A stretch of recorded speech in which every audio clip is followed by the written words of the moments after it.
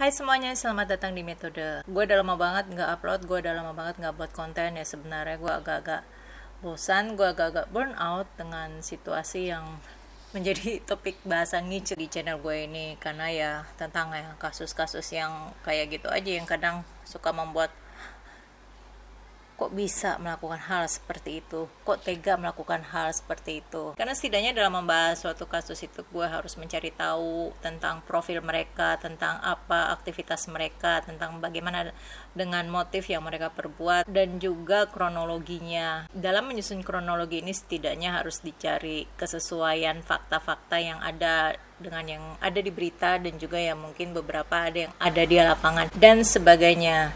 Jadi ya kali ini gue mau ngobrol-ngobrol aja gitu ya. Sebenarnya dengan hukuman yang berlaku yang ada di Indonesia ini, apakah dapat mengurangi tingkat kriminalitas?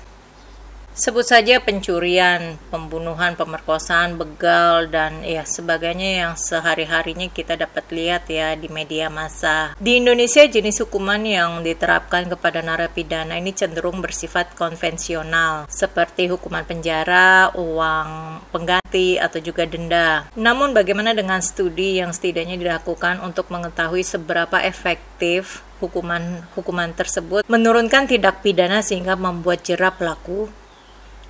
Gue ada baca tulisan Margareta, di mana beliau menyebut adanya model demonologi. Yang menariknya tentang demonologi ini adalah perilaku kriminal yang dilakukan seseorang itu berdasarkan adanya pengaruh roh jahat, kekuatan jahat. Karena demonologi ini berasal dari kata demon, yang arti roh jahat. Dimana cara untuk menyembuhkan gangguan mental atau perilaku kejahatan ini setidaknya dengan cara ya mengeluarkan organ-organ tubuh yang tentunya dianggap jahat seperti darah dan ya organ-organ lainnya. Jadi adanya kegiatan mengusir roh jahat dengan cara menyiksa. Yang menariknya gue mendapati fakta di luar tulisannya ini. Dalam tradisi supernatural yang pertama, perilaku abnormal sebagai atribut pada agen-agen yang di luar tubuh manusia yang disebabkan oleh demon, dan juga ada pengaruh pergerakan bulan, planet, dan bintang ya. Jadi ada pengaruh pergerakan astronomi sehingga membuat seseorang melakukan hal-hal yang kayaknya terlalu.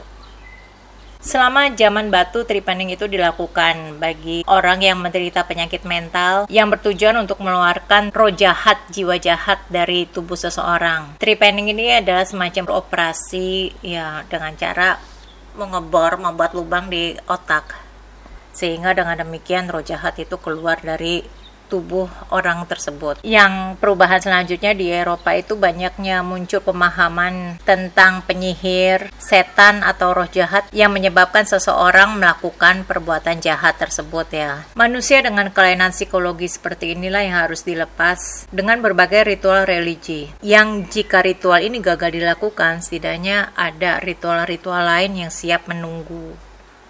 Hingga pada abad ke-15 di mana ada sejumlah ahli yang tidak sependapat dengan paham seperti ini. Jadi mereka menemukan fakta lain, ternyata perilaku seseorang itu tidak dipengaruhi oleh roh jahat atau pergerakan bulan, bintang, dan planet-planet. Hingga lama-kelamaan, terutama di dalam kebudayaan barat, tradisi supernatural tersebut digantikan oleh saintifik. Beberapa kali gue mendapati masih banyak juga masyarakat kita yang masih mempercayai model demonologi ini. Dan gak jarang ada juga yang berkomentar tentang ya setidaknya gue harus berkonsultasi dengan indigo, atau kalau ada orang yang menonton video-video gue yang menganalisa suatu kasus, setidaknya coba nonton juga.